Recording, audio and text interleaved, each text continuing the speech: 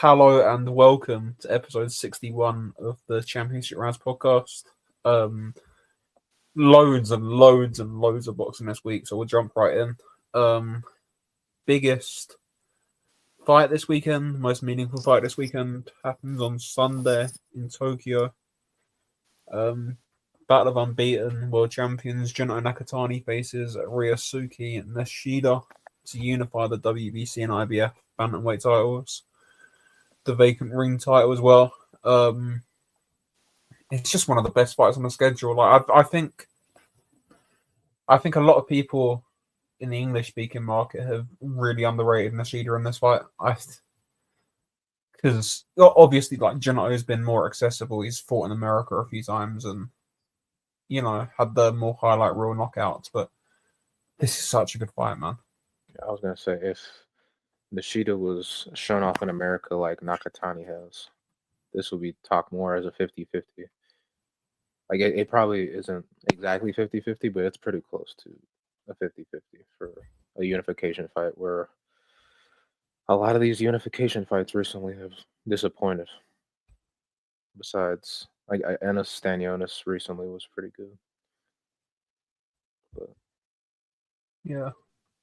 Is this is the second unification this year, isn't it? yeah, I think so. Yeah, there's not been many. I'm just trying to think. This has got no, because Kenshiro fought as well, don't I? Yep. Kenshiro. That was more than good. Yeah, that was more than good. But yeah, man, like, for those who haven't seen Nishida, like, he is massive. He's so big for bantamweight. I think he might be a little bit bigger than Nakatani, all things said and done. Like, he's so thick set, and like, he can punch hard. The elephant in the room is his record and his knockout percentage. Like, I think that's a bit of a false reading, because he can definitely punch a lot harder than that. I think, like, he's not a puncher, but like, he's better than 20%, definitely.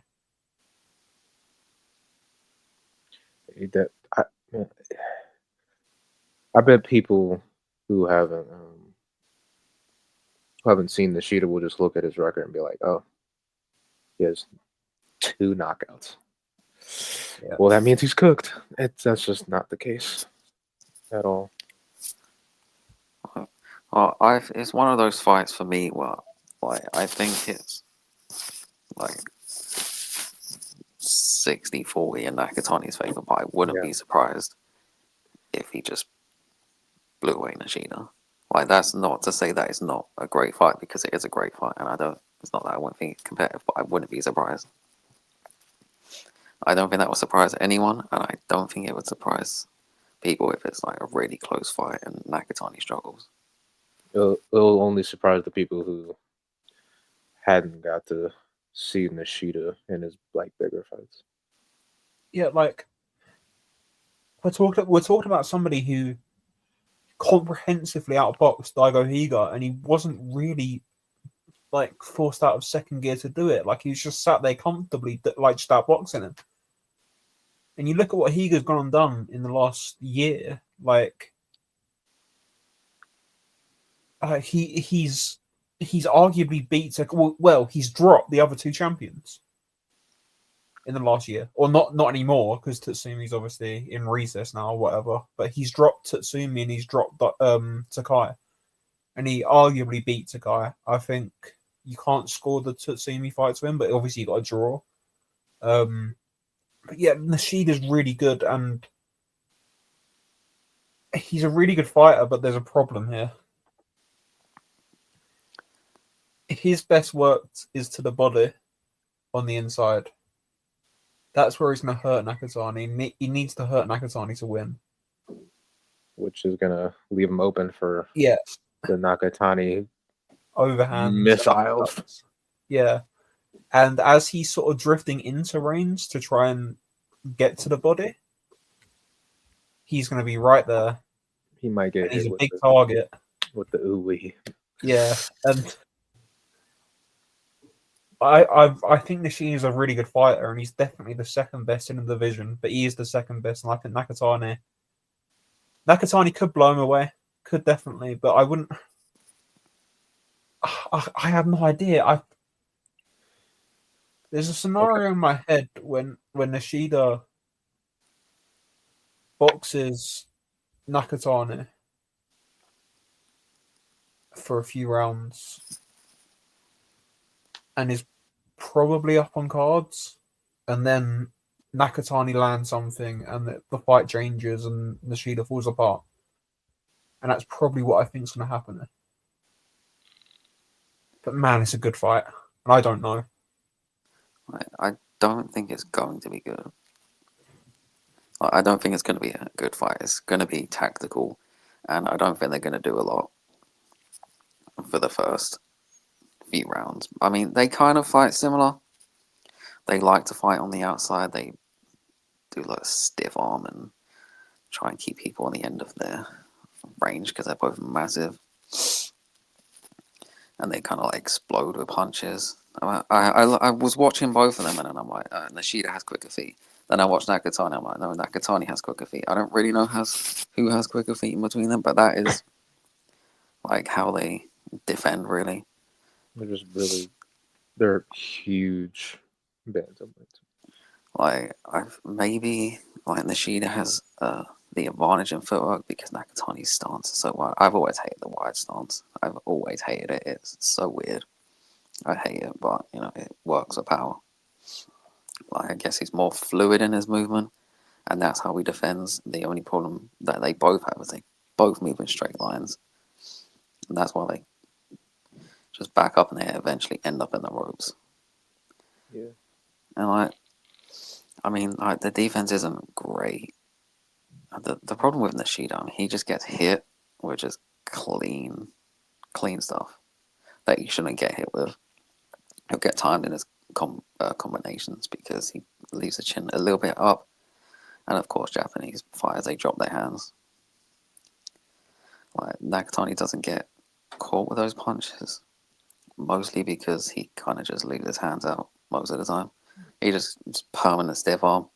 That's what he does, permanent stiff arm. the double stiff arm. Like and Nishida can fight on the inside.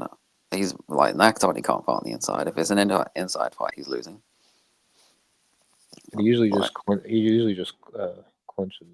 Yeah, like he clinches and laughs. That's what he does. He clinches and smiles whenever someone gets There's up close to him. There's that photo of him strangling RG Cortez, isn't there? Yeah, It's that's what he does. Anytime anyone gets close, it's like hold, headlock, do whatever because he can't fight on the inside. Like they both want to fight the same way. Like he can land these punches on the out because his best work, Nishida's best work against Manny was on the outside, and when he was fighting on the inside, it was like 5, 6, and 7. I mean, he was losing those rounds, but you know, Manny Rodriguez can actually fight on the inside, and Nakatani can't. I don't know. Like, can Nishida? Can he beat Nakatani at range? I don't know. I think he can, but eventually, he can win rounds, but he's going to be taking punches, and like there's a difference between taking Nakatani's punches and taking Nishida's punches, and eventually he's gonna crack. Which is why I sort of said I can see Nishida on the back foot at range, being up on the cards maybe, and then him getting caught with something and just unraveling. Like you can't take shots from Nakatani for 12 rounds unless you're at super flyweight and he's drained to hell. Like I think he needs to get on the inside, but that's so dangerous. But I think he needs to do it. Like you say, like he's so much better on the inside than Nishida, and that's where he needs to fight. Yeah, but it's just hard to get on. I mean, well, when he actually tries to keep people at bay, it's hard for him to get on him. Like he didn't respect Patch CP Freshman, so he didn't care about him getting on the inside.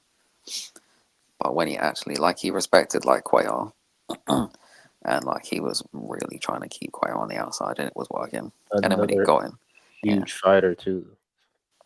when he got inside, he just tied him up. And, because it's a Nakatani fight, I mean, the referee will break them up, because it's what they do.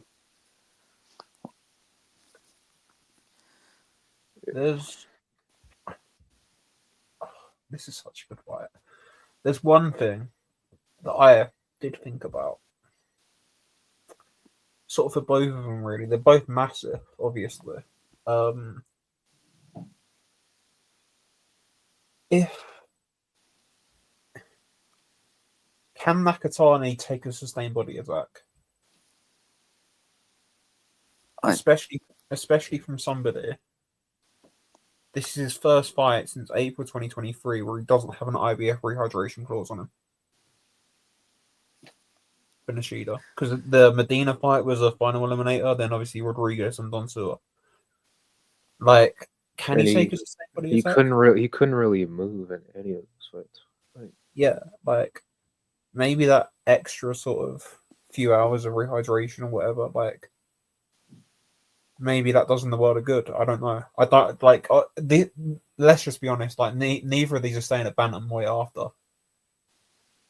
Like, there's so many questions over it because they're both drained. Like, either, and like some of the photos of Nakatani this week, he was looking dry on Monday, and the weigh-ins on Saturday. Like, he is drained, man, and so is Nishida. Like, man. This could well be sort of a super bantamweight or featherweight fight. Like, they're both big enough. But man, it's just Nishida's there too much. Like you say, he didn't move. And the other, like, he's just there. If you know what I mean. yeah. Like, he's there, and he gets hit with shots, like big shots that he doesn't need to get hit with, and that's not good against Nakatani. Yeah, I think we're all sort of favouring Nakatani here, aren't we? Yeah, I think which is what most people are. Yeah, it's sort of annoying because say he does go and blast out Nishida in like 3 or 4 rounds, he ain't gonna get credit for this, or the credit he should get, especially in the West. And it's very annoying because Nishida's a very, very capable fighter. He's a very good world champion. Like,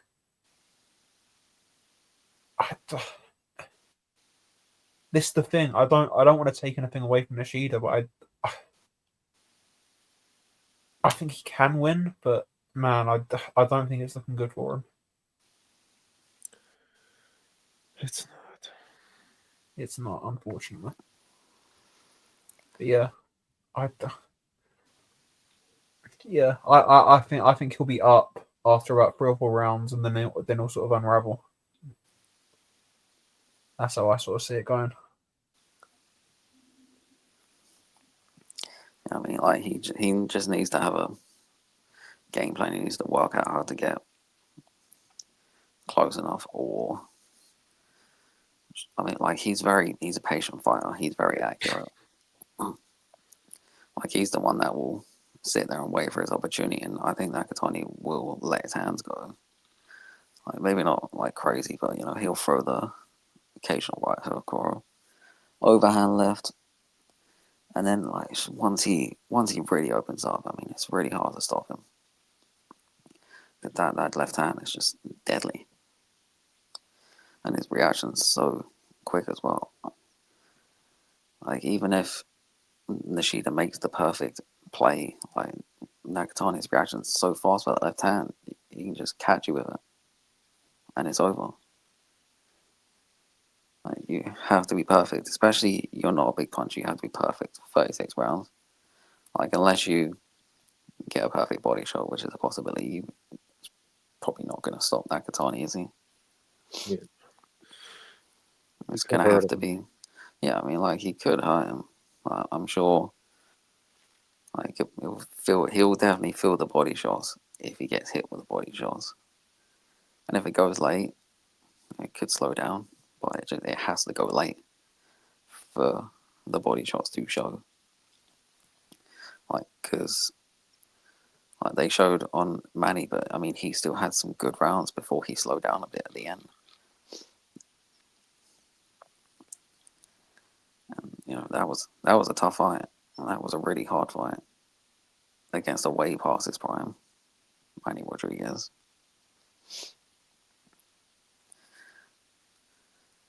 Well, I mean, like, and Nakatani's been blowing everyone away at bantamweight. He killed Santiago. Yeah, Asholabio. No one cares about that. He had a whatever fight against Pej that he didn't care about, then just killed him. And he dominated Cuellar. I think the Manny Rodriguez, I think that's a better win than any win that Nakatani has at bantamweight, but like you don't win fights having better wins. Yeah, and it's not like Rodriguez, like Nakatani's just a massive punch. Like the punching power of Nakatani and Rodriguez is just totally different. Like it's just levels and levels apart. And if Rodriguez is getting to you a little bit, not getting to him, but like landing enough, Nakatani's gonna land enough and probably stop him. But it's a good fight. I'm really intrigued by it. I'm really intrigued by this fight. Like it's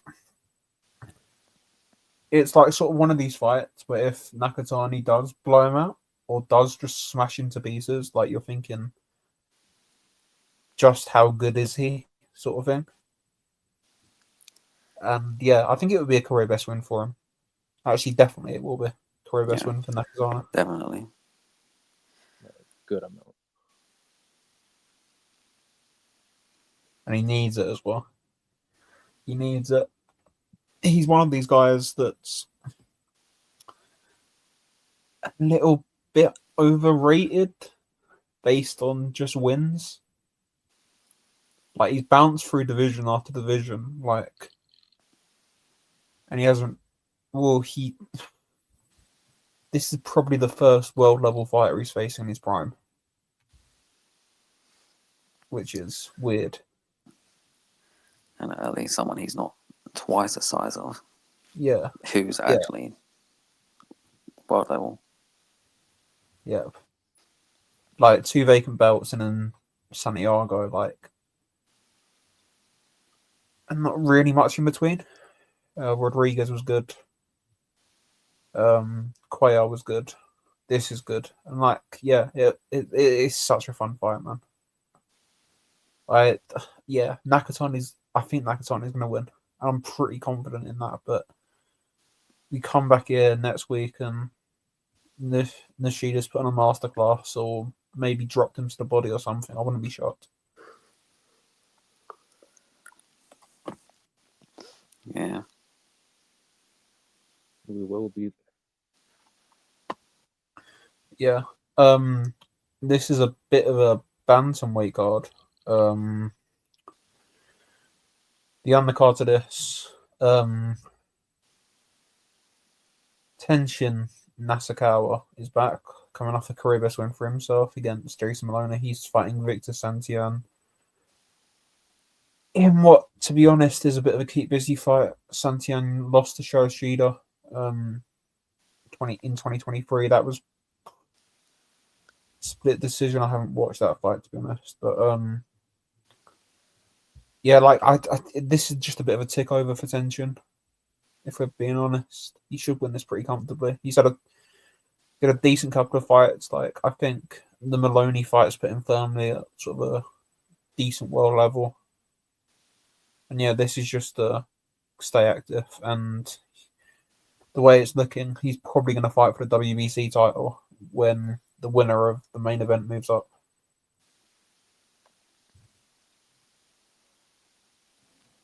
Yeah.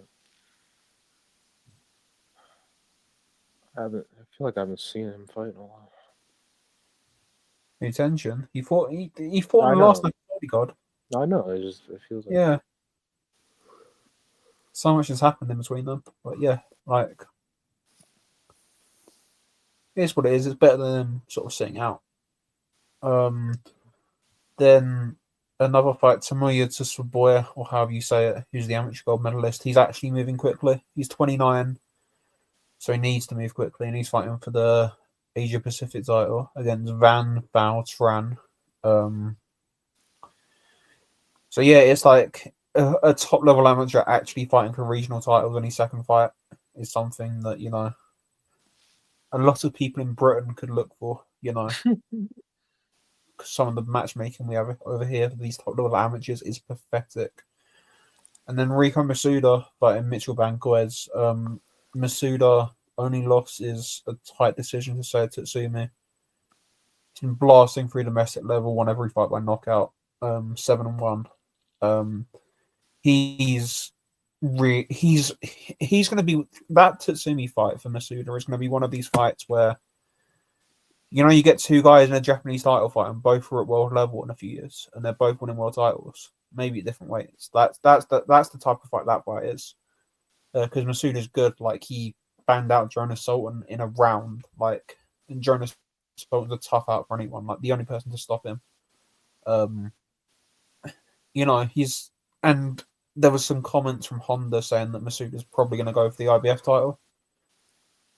So, you know, like, he's a good fighter. He's not an elite fighter. He's never going to be an elite fighter, but like he'll win a world title, I think, at bantamweight when the sort of belts scatter after this fight.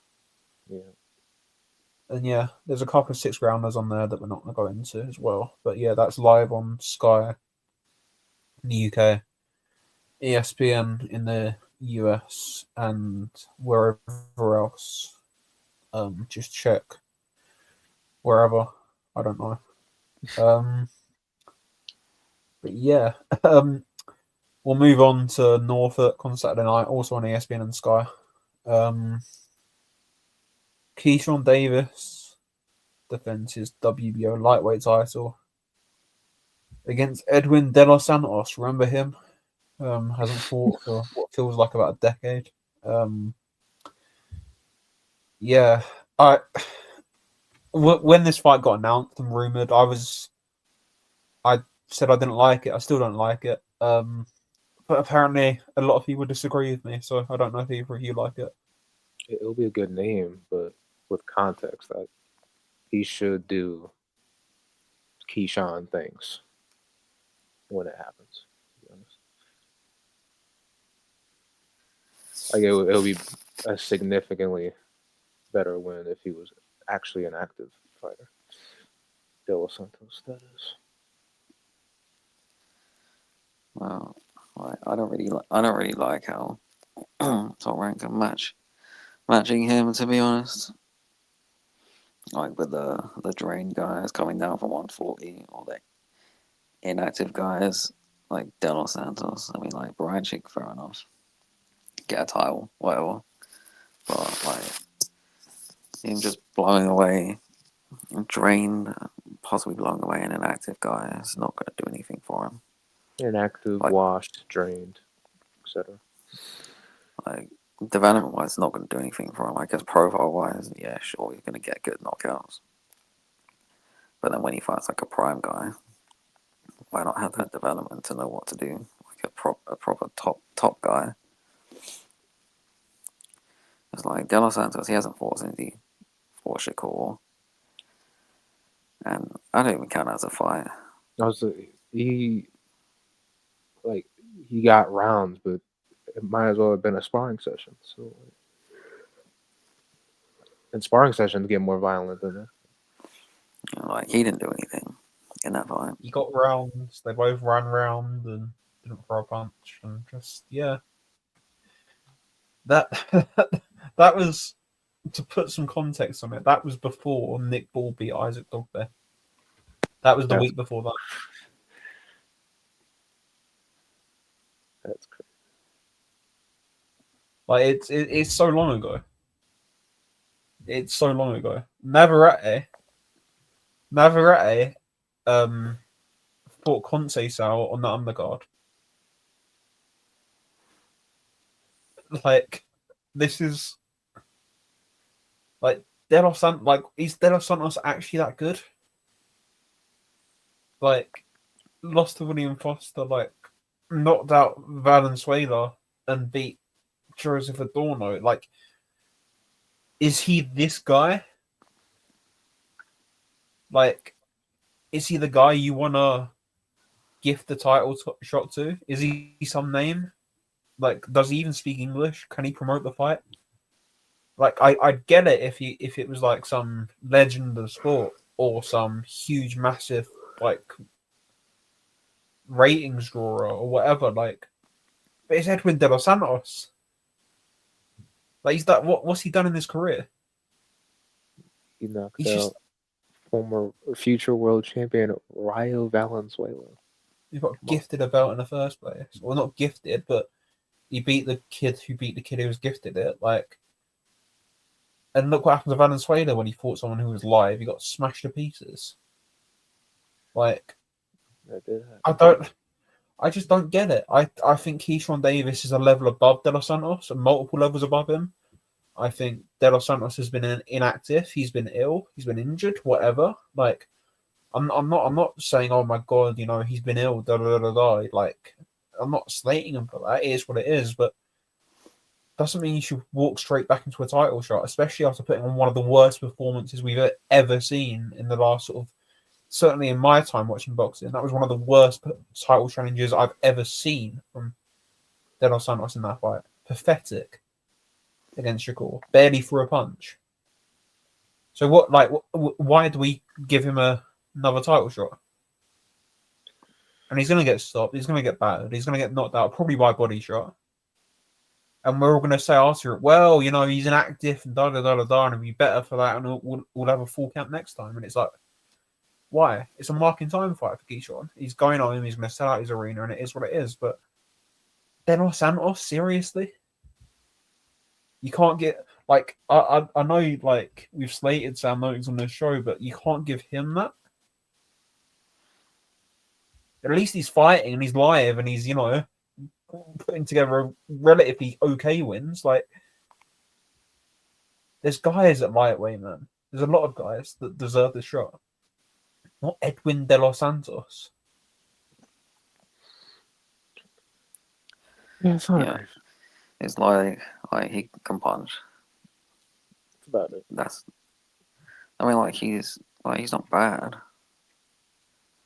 but like he hasn't done anything in the past. I don't even know how long ago. I'm just gonna say 2 years. 2023 was when he fought Shakur. It's basically 2 years. And that doesn't really count, so even longer than that. Yeah, he basically second geared a decision against Adorno. Before that, then he stopped Ryan.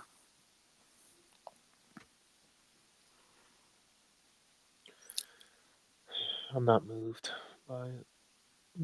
But it'll be some type of name when you scroll down the box right and be like, oh, he beat De Los Santos. What did he do? You know, it's like if Edwin De Los Santos was active, then yeah, sure, it's a good fight. But he's not active. And, well, I Last time don't he care. was active, he was pitiful. So. I just don't care for inactive fighters.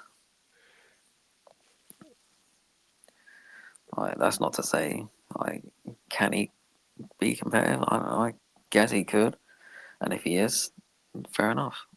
Fair play. But, you know, inactive fighters, they don't usually do very well. For obvious reasons. I literally give him a puncher's rounds only. That's all you That's could do. Like, he's not better technically than Keyshawn. He's a lot smaller than Keyshawn. Like, I really rate Keyshawn Davis Hardy, but I think this fight is horrible. And I thought I don't know, man. This fight's horrible. He's gonna beat into a pulp, and he's gonna stop with a body shot. And we're gonna come back here next week and say what was the point. It's exactly how this is gonna go. Walk it. Like it's just, yeah. But we'll move on to another lightweight on this undercard. Abdullah Mason's fighting Jeremiah Nakafila. Now Abdullah Mason's going to win this fight because Nakafila, isn't that good, and he's been knocked about a few times now. Blasted out by Mikado, blasted out by Murataya. And then Abdullah Mason's going to fight for the title that Keyshawn Davis is going to vacate later this year. And that's what's going to happen. And you know it's going to happen because it's top rank. Yeah, well, this fight's better than the De Los Santos fight, at least. I mean, it's a step up for Abdullah Mason. You don't love the vacant title shuffle? No. That's my favorite dance move right there. The fight is better. Nakatani is dangerous, I guess. And, it's a big step up. And, well, Mason's been dropped twice, so let's see what he does when he gets hit. If he gets hit, I should say. He will get hit. He might stop him before he even gets a chance.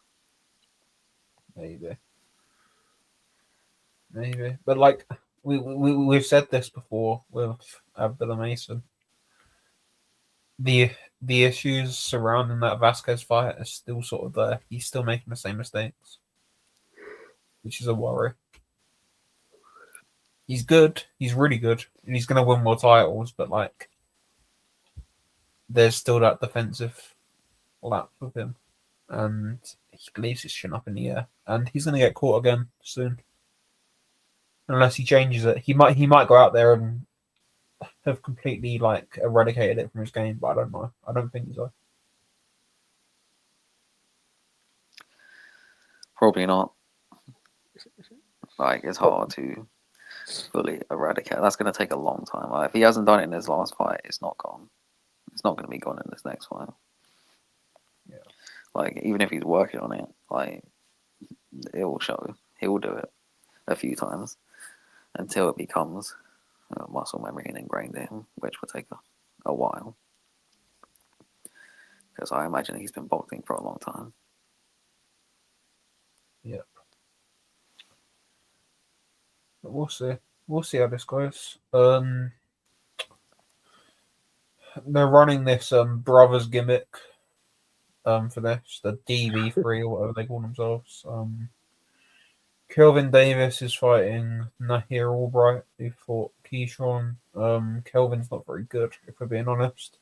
Box legends right there. Yeah, like he's just like he's gonna get served up to someone at some point as an opponent, like Rohan Polanco or someone like that. Like I can just imagine him getting served up to Rohan Polanco. Yeah, I don't rate him that much. And Keon Davis, who I thought looked quite good from the couple of times I've seen him. He's on this card. Keon's pretty good. Kelvin. Nah. Yeah. He's fighting someone who box record almost definitely spelled the name wrong. No, it's Michael, but the I is an L. Michael Velez Garcia. They've definitely spelled that name wrong. Box rec. Please sort it out, bro.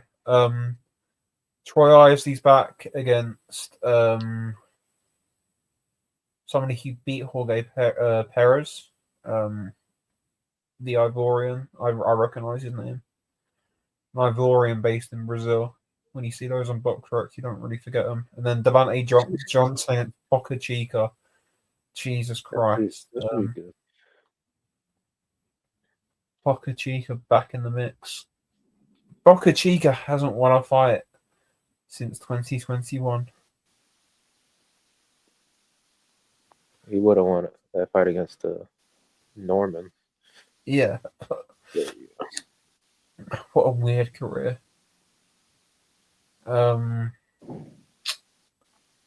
yeah, Patrick O'Connor's like it's just top rank undercards, man. There's not really anything to inspire you apart from Abdullah Mason. Just a lot of average. There's there's the Dominican Olympian they just signed, Sedeno, who's on there at middleweight. We'll see how good he is, but who knows. Yeah, not much on that undercard. Like it's just top rank, man. It's like a winding down sale. The ESPN deal's nearly up, and they're just looking for someone else, and they're sort of I think they're holding back a lot of their guys, and they're selling a lot of their guys out to Saudi just to get paid, or trying to at least until they start turning down every fight under the sun. But we'll get onto Tio later. The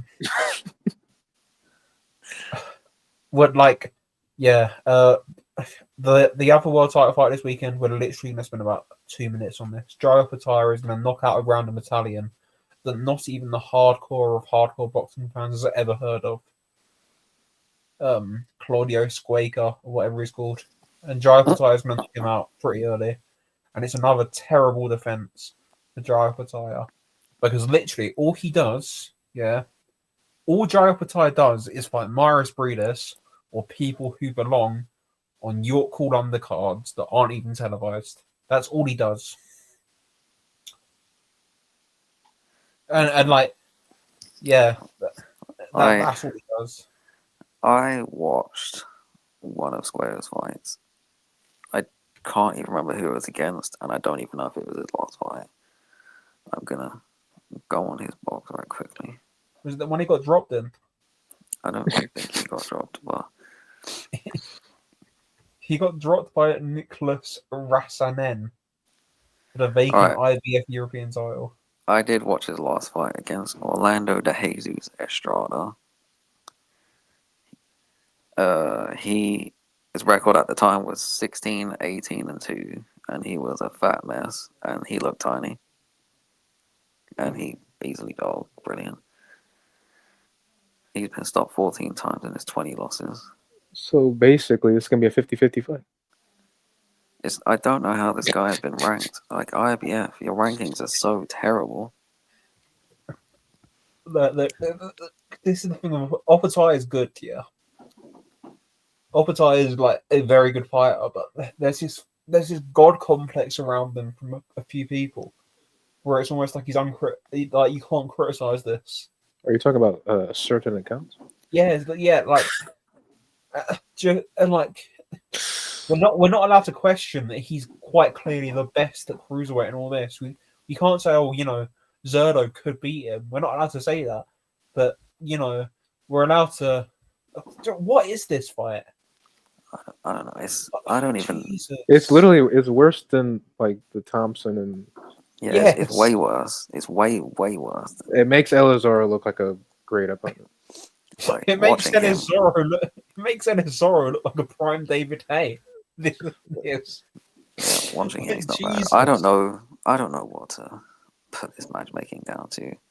Like, I guess it's a mixture of things, Matchroom and the IBF rankings being terrible. Like, this one is IBF, definitely. The British ones are probably Matchroom. No, but this one is they've run it down. They've run down. They're showing the Gold Coast, and they ain't got a big budget for it. Opatai's got a stupid guarantee because Matchroom guaranteed him a load to sign with them, and they're like, "Well, who's going to take this fight for stupidly low money?" And they found this kid. If they want, you're telling me Michael Sislak would turn down 150 grand to take this fight? He'd be all over it. There'd be a lot of guys that are serviceable, like Eason Garbu. Like, these aren't great names. They're not like top level fighters, but Jesus Christ, they're solid guys that are sort of top end European, low end world level. Like, Jesus Christ, this is terrible. But yeah. You've got Connor Wallace in an 8-rounder on the undercard as well, who's just sitting out his IBF spot. and then a few sort of, I guess, domestic fights in Australia that I hope they're good.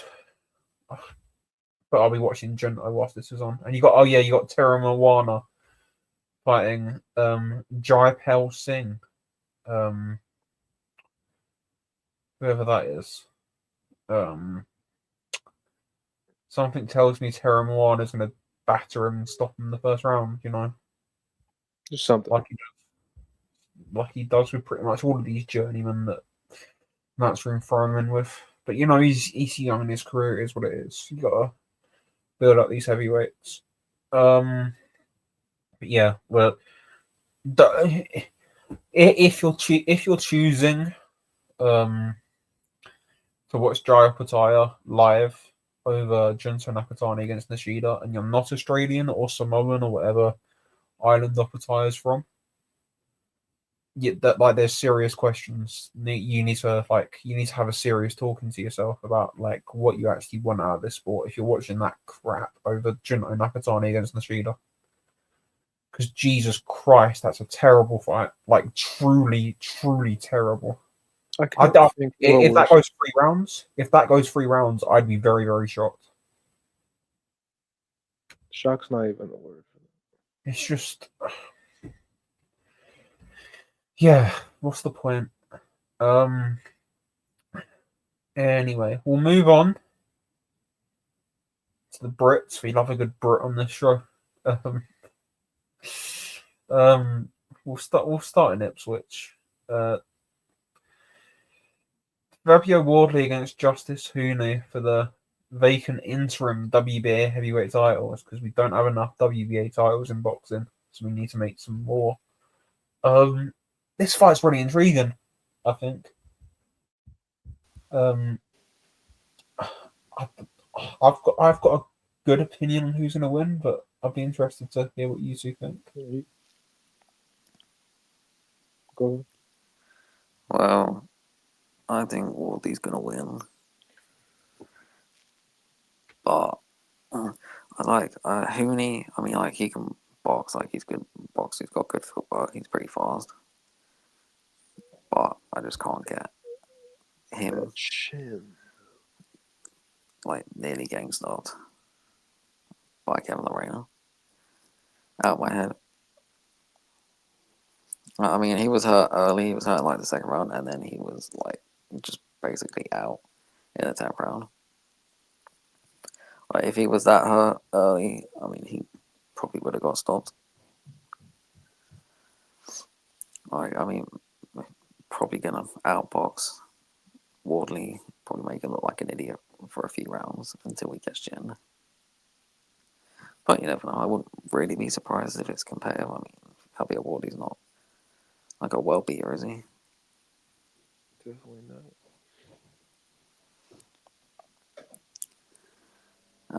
I don't know. Like technically, boxing skill wise, I mean, like, who needs better, but you know, so is everyone when it comes to Fabio Wardley. So you know he's gonna lose those first couple rounds. Doesn't matter who it is. Well, unless you're Fraser Clark in a rematch. Chill. I said it's heavyweight. Skill does matter, but it's heavyweight. Like, until Wardley punches a dent in your head, then it doesn't matter. Yeah, like, I think a lot of this fight is down to intensity and gears. Like, yes, Huni got hurt against Lorena, and that's sort of an example of this as well. But I think the worrying fight for Huni here is Tabiti, because he looks so lethargic, and he has done his whole career when he can't just blow someone out early because they're just awful. He's so lethargic, and he's just so in first gear, and he does the minimum to win a round, and onto it. Like, it's like he's an amateur, and he was an experienced amateur. He boxed internationally for Australia, like, and it's just that sort of thing for me. I think Fabio Wardley's just way too intense. And yeah, like Huni's going to win a few rounds earlier. But Wardley's just going to come and fight him. And it's going to be intense. It's going to be high paced. It's going to, he's going to throw everything at him. And I don't think Huni's prepared for that. And I don't think Huni can keep up with that. And yeah, the worries about the chin, like, he's not got a great chin. That's the story of Kevin Lorena's career, really. Like, not capitalizing on moments where 2 or 3 more shots would stop his opponent. Obviously, the famous one against Dubois, but yeah, Huni's not got a great chin. He's not very athletic. He's just a decent boxer, and he's not very. Like, it's just the pace. The pace of Wardley's going to be way too much, and the power is going to be way too much. The athleticism, like, Wardley's such a good athlete, and he has to be, because he's got virtually no boxing skills. He's massive. He's tough. He can punch like really hard, and he's got quick hands and quick feet, and he's fast twitch, and like that's dangerous at heavyweight.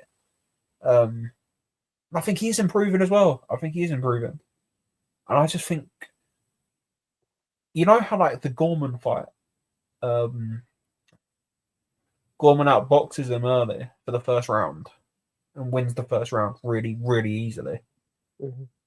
And then Wardley just says, sort of, I've had enough of this, and just runs at him and chins him. Like, that's essentially what happened in that fight.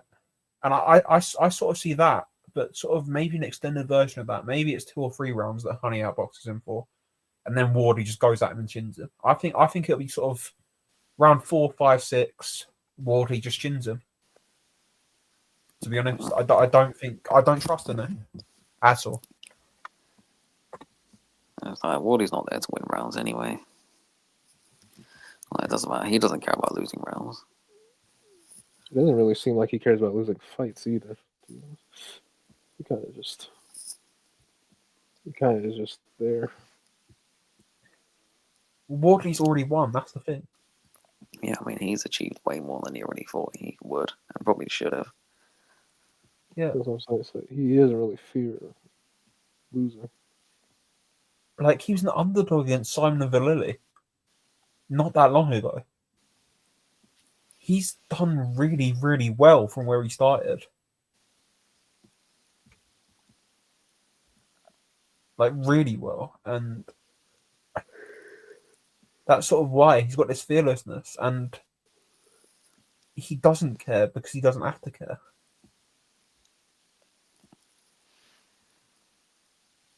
And yeah, I just think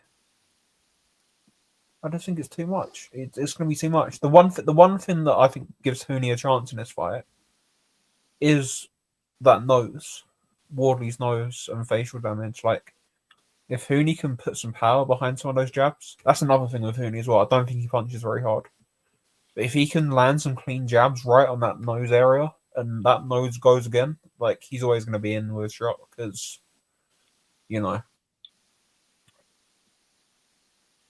like, that nose goes at any opportunity. But yeah, I favour Wardley pretty strongly here. Yeah, as should everyone, unless you're Australian. Or Even though. Unless you're Australian, or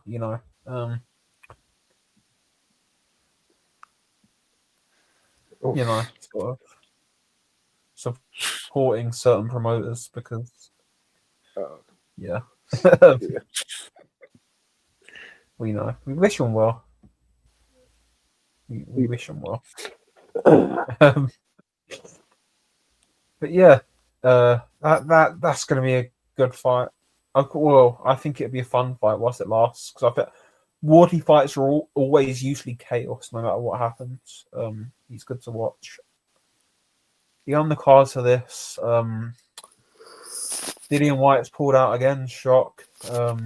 You knew that was going to happen. Not that we're missing anything by not watching him anymore, because Why would anybody be invested in Dillian White in 2025? I don't know. But you've got Liam Dillon against Pierce O'Leary on it for the European title. Quite how this fight's happening. Liam Dillon's a super featherweight. And he's going to get chinned. Like, he had a really tough fight against Ryan Garner. The Bellotti fight was rough. The Rueg fight was rough. Even sort of the Kazashrak fight was close. Like, I just think he's going to get chinned. O'Leary, for all his faults, can punch really hard. He's only 25, man. He's a good fighter.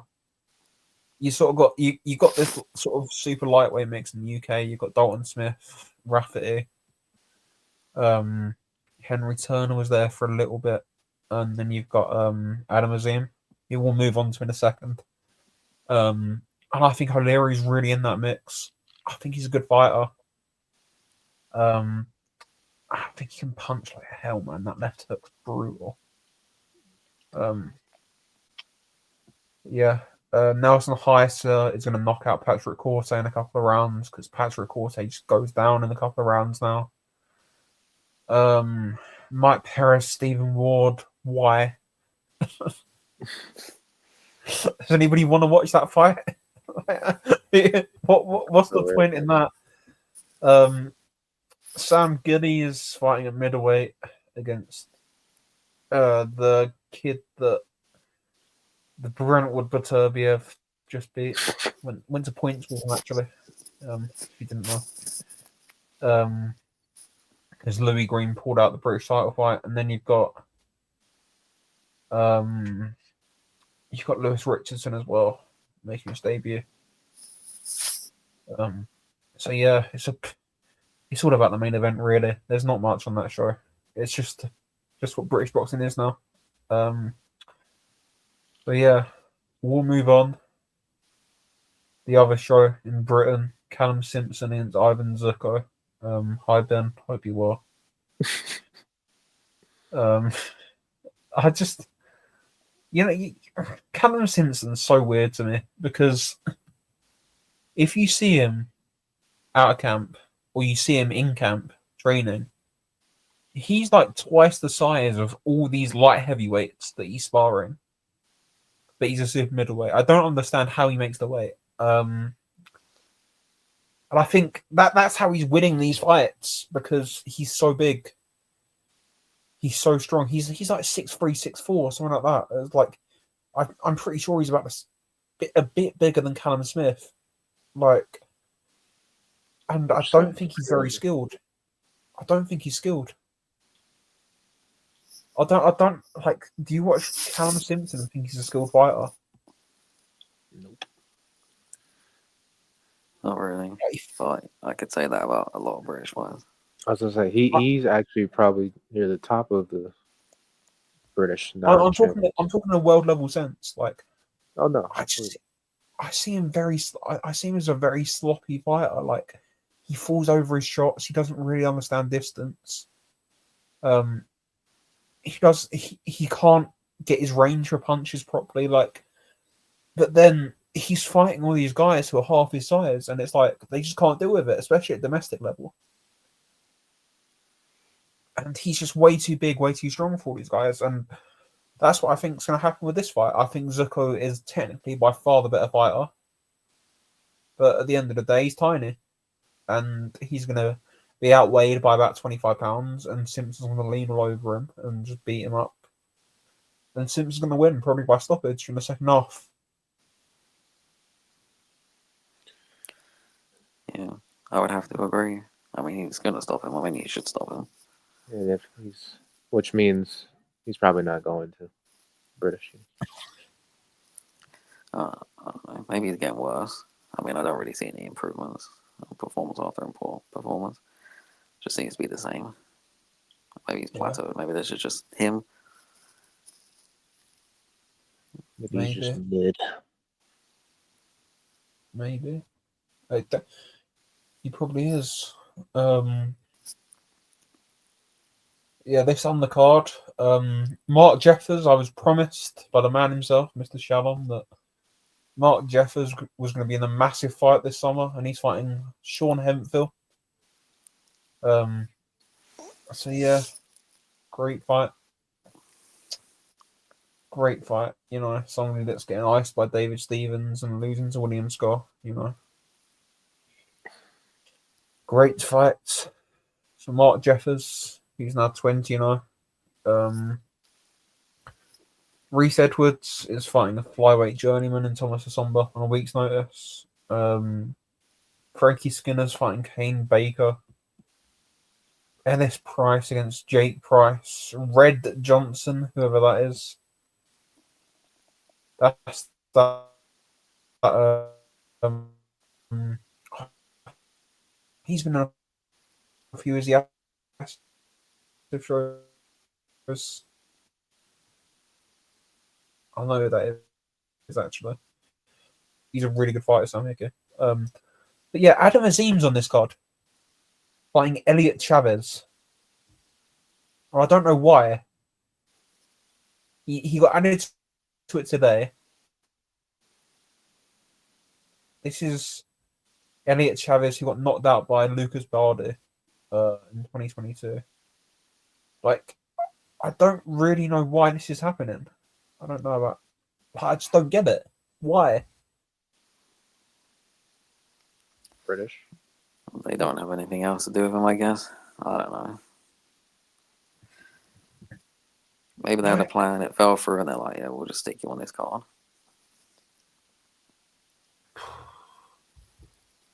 Who knows? This will be like an 8-rounder as well. It's just a.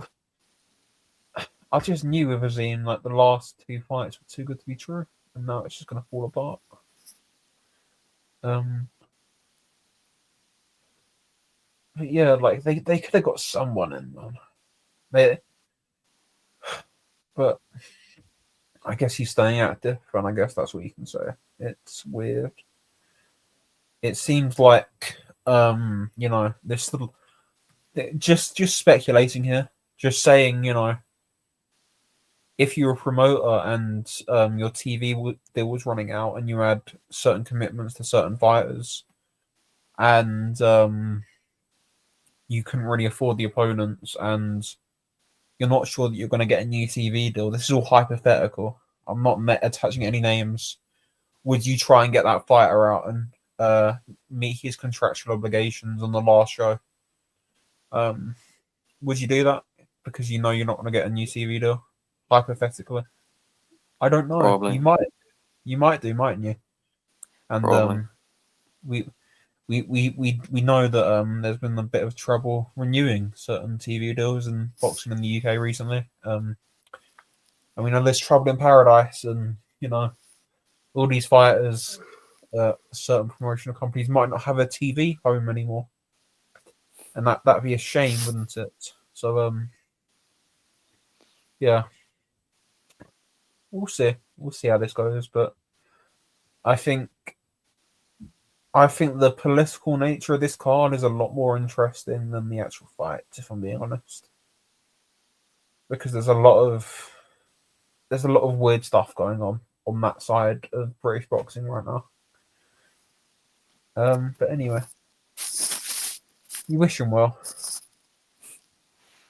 Well, I don't wish him well. No, we don't. I I don't wish him well. But anyway, Pro Box Saturday night, good card as always. Justin Pauldo is fighting, or is he fighting? Because that's not on BoxRec yet. Or is that fight fallen off? Has that fight fallen off? That fight might have fallen off. I don't know. I don't know. So, if I missed something, that fight's been taken off BoxRec, so I don't know if it's happening. But anyway, we'll move on. I think he's still fighting. A Pro Box just posted 40 minutes ago. June 7th. Justin Pauldo returns to San Antonio. Yeah. Well, anyway, we'll assume he's fighting. He's just battered Shavkat Rakhimov, and he's meant to be fighting Juan Carlos Burgos. Burgos is, you know, Burgos. He's like late 30s now, but Caldo should win, and I think Caldo's a decent fighter, and they're moving him along quite well. But why couldn't have he got the Keyshawn Davis fight? Why couldn't have he got that fight? You know, is what it is. Yeah, he's a fun fighter. There's a couple of other fights in that card, I think, as well, and noteworthy. We'll move on to Thursday. There's another Tiger show. Albert Ramirez is back. Memo Uno is back. The Arsenal's back. They're fighting regional title fights that they're going to win easily to boost their ranking a little bit. Moreno Fondero is back. And then Wyatt Sanford, the Olympic bronze medalist, is fighting, and so is Eric Israelian, who's a very good youth amateur, and he's one of the prospects on that I'm keeping an eye on because he's a very, very good fighter. And I forgot we've left the best till last. Jesus Christ, Josh Kelly, Lavius Beer, Jesus Christ, the Wasserman. Just jack it in. Just jack it in, Keller, because you're not putting on boxing shows anymore. What is this?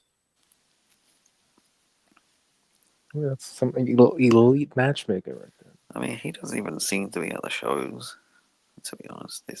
Nissa just seems to be there all the time. Instead of Keller. You know what activities they're doing. Just jack it in. And, this is another thing, by the way. Peter Fury's got Matty Harris out on this show. Yeah. It's Matty Harris's second fight this year. Yeah. So Hughie Fury's boxed once. Matty Harris's fought twice. Yeah, if you're including this fight. Why the hell does Peter Fury need to be doing hundreds of YouTube interviews? Why? Because he's a big tough man that was inside for a bit. Talking straight and intense beef and untold truths and all. Why does he need to be doing it? All these people in boxing do more talking and training, and just train your fighters or go away. Fighting Dan Garber. Dan Garber is a sparring partner for that gym. And he's fought the two heavyweights in that gym back to back that he's been sparring. He just fought Yuri and he's fighting Matty Harris now. What's going on? Cyrus Pattinson back in the mix. Felix Cash was meant to be on this card. It looks like he pulled out. No surprises there. Cycle hasn't cycled. Yeah. Dan's out. Cycles ain't saving Felix Cash, mate. Jesus. He can get on anything that he wants. He ain't coming back. Dan Howard coming back after getting knocked out.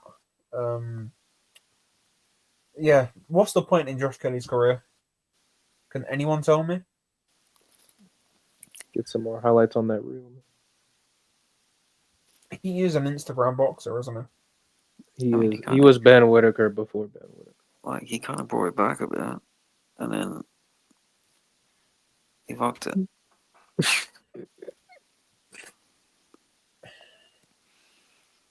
If he would have got that Liam Smith, I think he would have beat Liam Smith. That might have kicked him on a bit, but I don't know. He's with a promoter that just doesn't care, and he doesn't care, and he's interested in fighting twice a year, picking up a check, and going on holiday and posting on Instagram, and that's what he is. It's a poor card, man. It's really poor.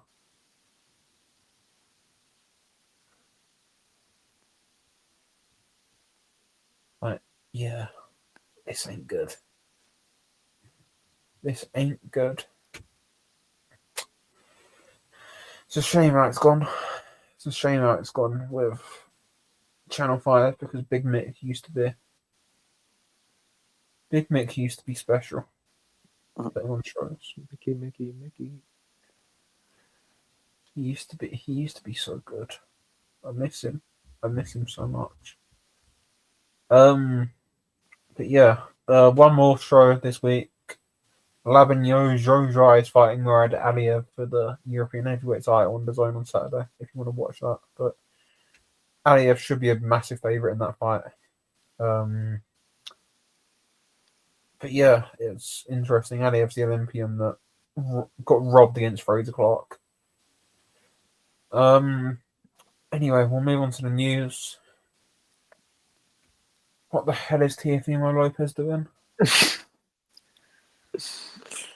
He's doing himself.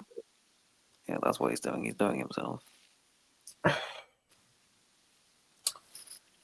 It's like 11 million he got offered. 11 million pound or dollars to fight Devin. Like 11 million. Take the fight. Jesus, like he's just self-sabotaging him. Like he's just self-sabotaging. It's ridiculous. It is ridiculous. Like what's he doing? No, I don't know. I blame his dad. I blame the whole family. Oh man. Like he's an idiot, but you know where he got it from. Yeah. Yeah, I don't know who Haney's going to fight. But Jesus Christ, just get in the bins here, Fiona. Just get in the bin. What's the point? Oh God. Anyway, there's. We'll move on for that undercard for a fight that's not going to happen. There's rumors. That Nick Ball's going to fight Luis Neri. A couple of people in Mexico have said it. A couple of like journalist types in Mexico have said that Nick Ball against Luis Neri. I don't know if it's going to happen or not, but I hope it does. Because that's a really fun fight. It is. And I think Neri might chin him. Oh, I don't, man. I don't like Neri, but I might have to cheerlead for him if that fight was to happen. I think Neri might chin him, you know. Nick Ball running in and just charging him, and Neri planting his feet and just looping something through, like run the guard. Just, I don't know. Neri's funny. It'll be very funny. Neri hammering Ball's body. It's just imagine. That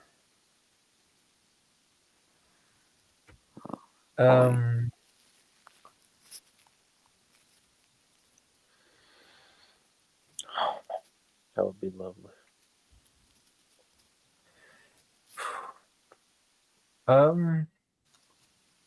Yeah. There's a bit of shocking news yesterday. Kosei Tanaka has retired. Yeah, I didn't see that coming. Really, really good career, full-weight world champion. Can argue he didn't really fight the elite, but when he did, he got stopped by Oga. But man, he was fun. He was really, really fun. And he was really, really good as well. And yeah, like, it's just shocking. Like, honestly, at 29, I get it. Like, he's achieved pretty much what he's going to achieve. Like, he's had a really fun career, really good career. And like, if he feels like it's better for him to retire now than carry on and put himself at risk, good luck to him, man. But yeah, it caught me off guard. It's surprising, but I got it. I understand his eyes. His eyes are not. Like, don't risk going blind. Yeah. Like, yeah, like, I don't know about like the 2 division thing because him and Inoue both did it in their 8th fight. I don't know if anyone's done it quicker, but you know, joint fastest 3 division champion, fastest 4 division champion. Yeah. Champion in his 6th fight. All before 30. Yeah, champion in his 6th fight. 19 years old.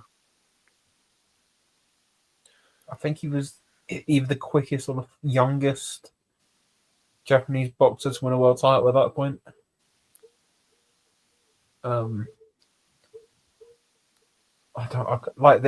He just really good career, really fun career, and yeah, if his eyes are gone, like yeah, He's right to do I it. think he won a title or two after he like didn't he detach both his He records? detached both of them, That's and you kind of can crazy. tell. You can tell they give him problems. They swell up most fights, and he's always blinking. Like just, he wasn't gonna have a long career anyway with his style, because he's such a great offensive fighter. And defense, he just fights like an idiot, really. Yeah, just don't risk your health. And I'm glad, to be honest, because he would have got brain damage if he carried on fighting for another 5 years or something. I wouldn't have really pictured him to fight that long anyway. And I mean, he could probably still should be a champion now anyway. True. Like, Maybe if he didn't lose, he probably wouldn't have. He probably would have retired. Maybe he would have. I mean, you never know. Maybe he just doesn't want to go blind. He'll just vacate the art. But like, yep, I can't carry on fighting. My eyes are too damaged. Who knows? But great career. I mean, he achieved, like, people dream of achieving what he achieved in boxing. Not many people have even Yeah, had like multiple divisions. He had 4 divisions. Like he's never like elite or probably not even like pound for pound, like top 10, but like, I mean, he'd go down in history books. And definitely, like, I don't know if he's a top 10 Japanese boxer ever, but I mean, got to be at least top 15. Yeah. Top 12, top 11, top 13, top 10, 10, maybe 10.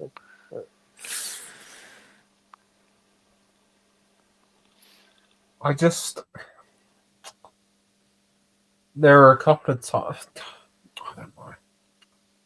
It's pointless thinking about it now. But there's a couple of points where you think maybe he could have gone. I can't lie. There was rumors that Puma fight last summer, and I think that would have been fantastic. Not for his brain. Yeah, but like, I mean, with like how like his hair in his eye, at least, I'm kind of glad he didn't fight these elite guys.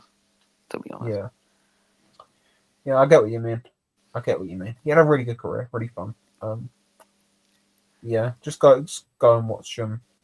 Go and watch him Kosei Tanaka. Yeah, go watch the Sho Kimura fight. Yeah, and go watch him flogging Bumba. Or getting dropped by him and putting it out. Yeah, it's like, he might have lost, but at least we saw him fight an elite guy once. That's good enough, even if he got stopped.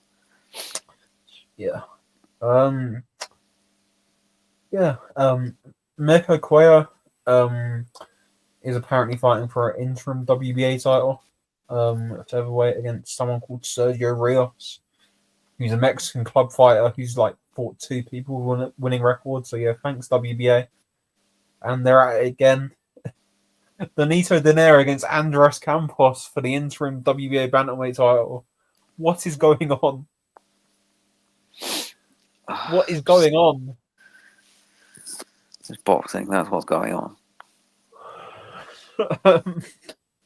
That title, like, Vargas got upgraded like a week ago. Like, oh my god. How are they gonna make money with one less title?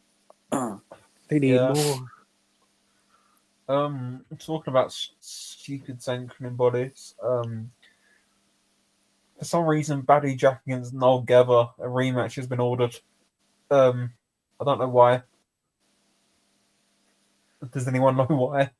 I don't know, probably because a lot of people had Gever winning. I guess, I don't know. It was close enough, man. Nobody But cares. it's like, who cares though? Like, who cares if you had him winning?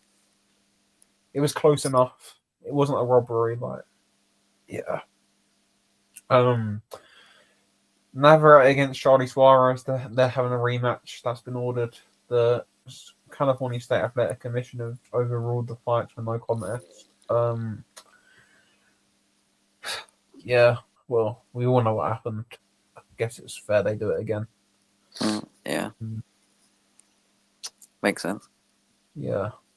Last couple of bits. Andrew Maloney, RG Cortez, super flyweight IBF eliminator, is now set for July 19th in Mexico, according to various people. Like boxing scene have reported it. Good fight. And both like we said when we were talking about the title fight the other week, both of them beat both of the people in that title fight. So, you know, Yeah, should be good. That was a good fight.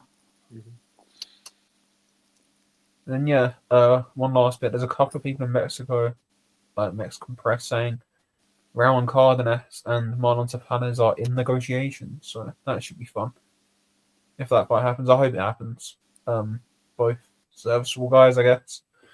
So yeah, that's about it. I don't know if you two have got anything. No. All right. Yeah. So that's about it for this week. There's loads of boxing. A couple of cards we haven't even mentioned, but you can find them. Brandon Moore's fighting. But yeah, it's going to be a busy weekend. So yeah, thanks for listening. See you in episode 62.